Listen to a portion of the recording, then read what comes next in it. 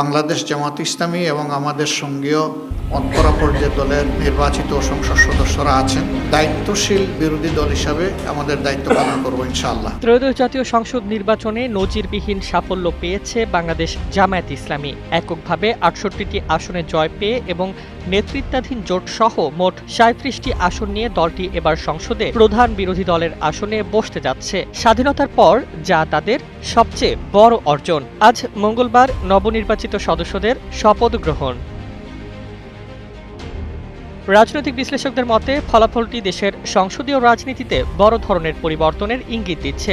১৯৯১ সালে এককভাবে সর্বোচ্চ ১৮টি আসন পাওয়ার পর এবারই প্রথম এত বড় প্রতিনিধিত্ব নিশ্চিত করল দলটি। রাজধানী ঢাকাতেও তারা ৫টি আসনে জয় পেয়েছে, যা অতীতে সম্ভব হয়নি।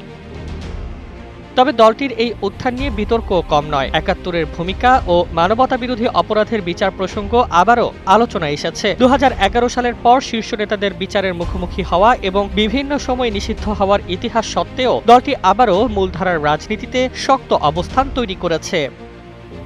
অন্যদিকে নতুন সংসদে নারী প্রতিনিধিত্ব কমে যাওয়ায় উদ্বেগ প্রকাশ করেছেন অধিকার কর্মীরা। সংরক্ষিত আসনে আসা নারী সদস্যদের সঙ্গে সমন্বয় বাড়ানোর আহ্বান জানিয়েছেন তারা। বিশ্লেষকদের ভাষায় এই ফলাফল কেবল একটি নির্বাচনী সাফল্য নয়, বরং দেশের রাজনৈতিক ভারসাম্যে এক গুরুত্বপূর্ণ মোড়। Desk report, Bangladesh bulletin.